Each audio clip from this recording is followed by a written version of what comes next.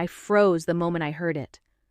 My chest tightened so sharply it felt like someone had wrapped a vice around it. The words, they weren't just words, they were a demand, a violation, aimed squarely at my auntie, and yet spoken in that casual, cruel way that made it feel like the world around her had quietly conspired against her. The room was a blur of polished surfaces and sparkling lights. Crystal chandeliers scattered shards of light across the marble floors. Laughter floated around like it belonged to a different world, one that didn't see the tension hanging thick in the air, the invisible chains trying to bend her will. I watched as she was cornered, her back subtly rigid, her eyes darting, trapped under polite smiles that felt like they were made of glass, ready to shatter at any moment. The relative leaned in, their tone velvet soft, but every word was edged with a knife. Insults slipped into the conversation like shadows creeping across the room, whispered so that others could only catch fragments, but enough to make her flinch. I could feel my own heart thundering, threatening to burst through my ribs as I watched her composure stretch thin, her fingers trembling on the edge of the table. I heard the clink of glasses, a murmur of voices in the background, the faint whiff of expensive perfume mingling with tension. The air itself seemed to conspire against her, every sound sharper, every glance more cutting. My thoughts spun wildly. Why had I never stepped in before? Why had I allowed her to endure these silent torments without protest? Anger bubbled inside me, fierce and scorching, yet I remained frozen, a helpless witness to the quiet cruelty of those around her. The relative smirked, that predatory smile that dripped control and disdain. It was meant to belittle her, to shrink her presence in the room, and for a moment, it almost worked. My auntie laughed nervously, a sound that cracked under the weight of humiliation, her voice trembling as she tried to cloak shame behind forced politeness. Her hands gripped the edge of the table so tightly that her knuckles whitened. Every subtle twitch, every shifting of weight, spoke volumes of the war she was quietly fighting within herself. Around us, the crowd's gaze was uneven, a mix of oblivion and enjoyment, eyes catching the unfolding drama with detached curiosity. A whispered comment from a distant cousin cut through the noise, sharp as a blade, amplifying her shame in ways she would never forgive herself for internally. I catalogued every slight, every flicker of condescension, every echo of laughter, every glance, every clipped word. It all piled up in my mind, a ledger of injustice and betrayal. My senses screamed. The metallic taste of anger coated my tongue, the laughter bounced in my ears, and the room seemed to pulse with the pressure of unspoken cruelty. And through it all, my protective instinct roared silently, demanding that this moment, this humiliation, would not be allowed to continue unchallenged. I can still see it, clear as yesterday, though years have passed. My mind drifts back to all those moments I watched my auntie silently endure the relentless manipulations of this family. Each encounter was a quiet battle she fought alone, a war of patience and hidden sorrow. I remember sitting in the corner of our sunlit living room as a child, noticing how her words often went unheard, her opinions dismissed with a smile that masked disregard. The sting of injustice was already teaching me, shaping my young sense of fairness and anger. There was the first major compromise, one she had made under impossible pressure, bending so that others wouldn't be inconvenienced. I never knew the full cost until later, the guilt etched into her eyes, the resentment that simmered beneath her calm exterior. Nights she spent alone were haunted. I could almost hear the soft rhythm of her tears against her pillow, the whisper of unspoken fears, the silent tremor in her hands as she tried to steel herself against the world. Her trauma was hidden but palpable, a shadow that lingered in the corners of the house, in the smell of her favorite tea untouched on the counter, in the faint scent of vanilla mixed with exhaustion. And yet, beneath it all, I began to notice the subtle signs of her quiet strength. Small defiance here, a soft refusal there, gestures invisible to anyone but me. She pushed back in ways that weren't celebrated, standing firm when the world expected her to bow. The family's pattern of exploitation was endless. Tiny manipulations, whispers of judgment, strategic gaslighting, but she endured it all with a grace that belied the storm inside. As a child, I felt it all: the silent humiliation, the lessons of obedience forced upon her, and the heavy cost of staying silent. I began questioning everything: why society demanded compromise from her, why women were expected to bend so that others could feel comfortable. The shame she carried felt inherited, an invisible chain I was only beginning to recognize. There was a mentor once, someone who told her she didn't need to apologize for existing, who encouraged independence, who promised protection, but even that guidance was later betrayed. I saw the effect on her. Public composure remained immaculate, every smile perfect, every nod courteous. But inside, her heart had been fractured and rebuilt in silence. I could almost smell her home from memory, warmth that once hugged you, now tinged with the cold of tension and caution. And in that memory, in that quiet, I made a vow. This time would be different. I would not let her suffer alone. I would not allow the patterns to repeat, the same humiliations to unfold. I carried the weight of my own past inaction, a guilt that stung sharp enough to fuel a plan, to sharpen my resolve. I began recognizing the subtle manipulations, the predictable tactics of control, and I started mapping the opportunities. Timing, weaknesses, moments where power could shift, where justice could finally be delivered. I promised myself silently as I watched her in the shadows of those years, never again. This time, she would not bend. This time, she would not endure alone. The tension started to thicken like smoke, curling around every word, every glance. The subtle threats became bolder, rising from whispers into almost audible pressure. I could see it in her posture, shoulders stiff, jaw tight, every micro movement betraying the storm she refused to voice. My heart pounded as I watched, a mixture of fear and rage igniting inside me. She was cornered again, but this time I refused to let her face it alone. The stakes were higher than ever. Financial expectations, social appearances, emotional coercion, all looming over her like dark clouds ready to burst. I tried to intervene quietly, offering a small protective word, but it was met with dismissive laughter, a cruel reminder that the world was still stacked against her. My pulse raced, anger building, each second a drumbeat towards something that had to break. I noticed how the other family members shifted subtly, aligning themselves without speaking, half complicit, half unsure of where the tension would erupt. Their silent judgment and occasional smirks stung more than words ever could. And then the instigator leaned in, voice soft, velvety, venomous. "Are you really going to refuse again?" The words dripped with past victories, assuming compliance. But I could see her eyes harden, a spark flaring beneath exhaustion. She was testing the waters, asserting tiny boundaries, weighing reactions. I felt a flicker of hope and fear. Hope that she could finally push back. Fear for what they might do if she truly refused.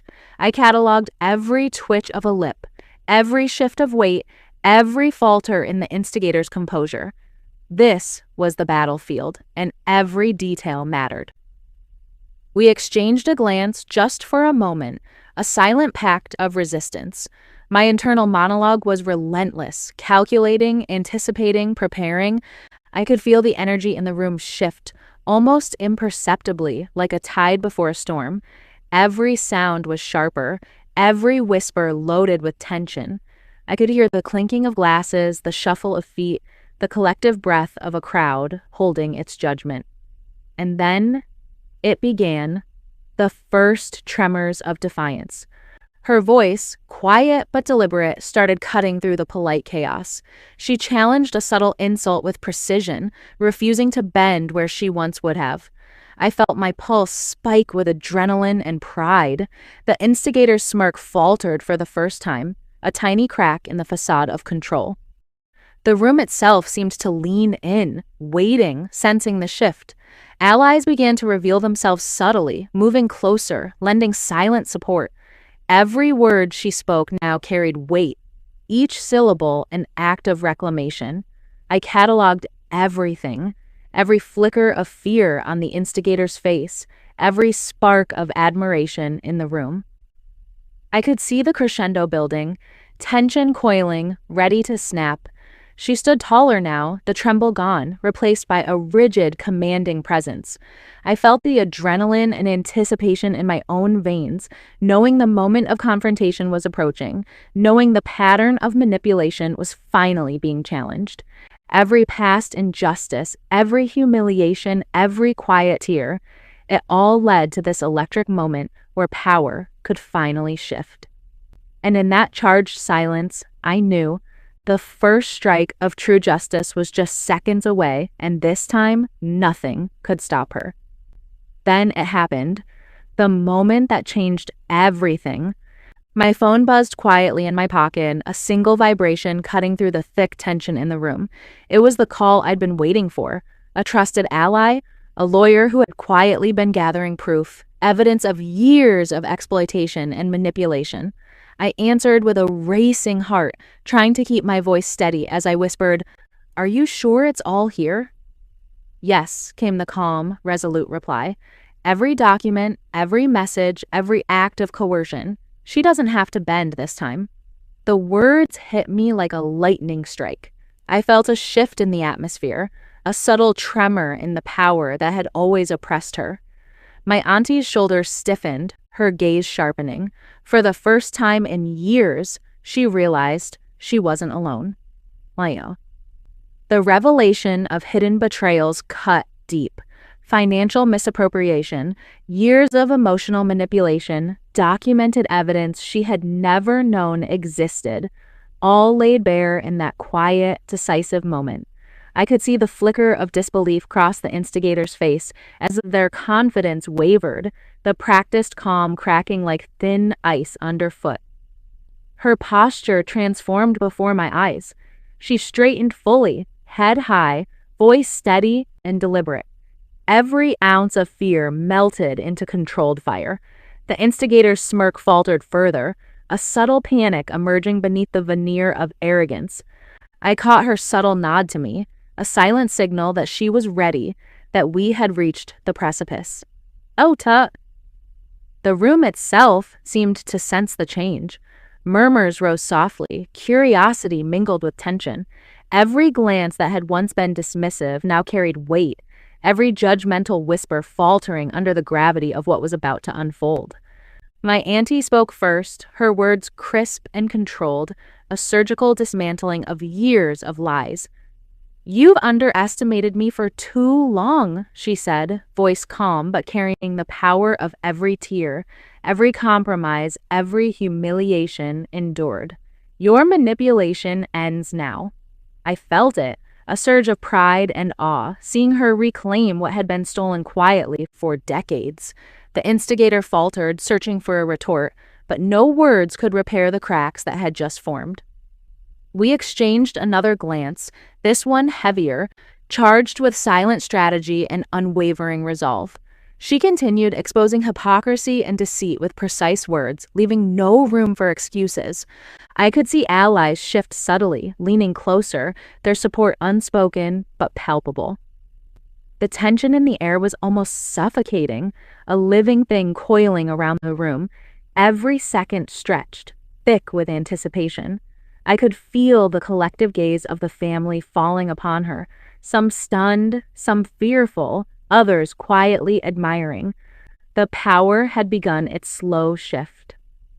And as she stood there, poised and unyielding, I felt the surge of adrenaline and quiet satisfaction.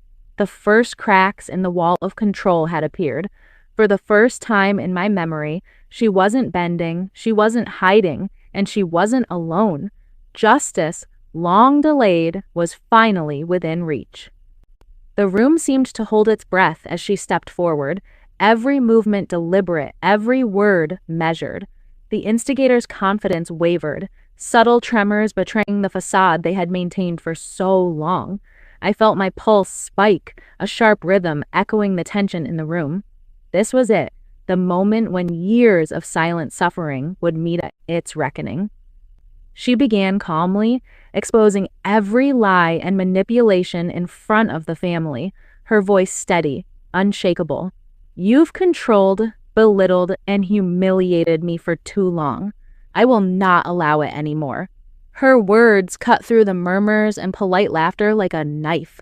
I could see the flicker of panic in their eyes, the carefully constructed mask cracking with each syllable.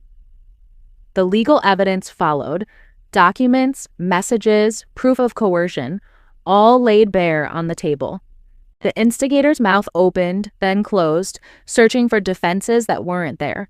My auntie's calm, precise tone amplified the weight of every piece of evidence, exposing a lifetime of deceit. I watched as their arrogance crumbled, replaced by fear, confusion, and the beginnings of humiliation. Every reaction around the room became amplified. The subtle gasps, the shifting of feet, the wide eyes of relatives who had always turned a blind eye. The instigator tried to regain control, stammering, faltering, their voice shaking under the combined force of truth and exposure. I could feel the electricity in the room, the collective tension so thick it almost stung the skin. Her words were surgical, cutting into their ego and exposing hypocrisy with precision. "You thought I would stay silent, bend again, be invisible," she said, "but I am not yours to control." The instigator's face reddened, their attempts at deflection useless against the tide of justice washing over the room.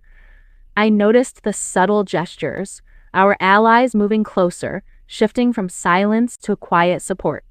Each person present now felt the power shift. The fear, the shame, the undeniable truth. The instigator faltered again, and I could almost see the years of dominance slipping through their fingers. Every subtle motion, every shiver, every faltering smile became part of the cinematic unraveling of their control. I felt a rush of vindication, a surge of adrenaline as I watched the culmination of our careful planning unfold. Justice wasn't just served. It was visible, palpable, almost tangible in the way the room's energy had transformed. Symbolic victories followed. She stood in the space that had always been denied to her, reclaiming her presence, her dignity, her right to be seen. Financial matters were subtly settled, boundaries reasserted, private power restored. I watched as the instigators struggled to maintain a facade, forced to confront the mirror of their own cruelty. Her final words landed like a hammer. "This ends here. I am done being small, done being silent." The room went silent, the weight of truth pressing down, leaving no space for pretense. I felt it deep in my chest, the satisfaction of witnessing injustice finally meet its reckoning.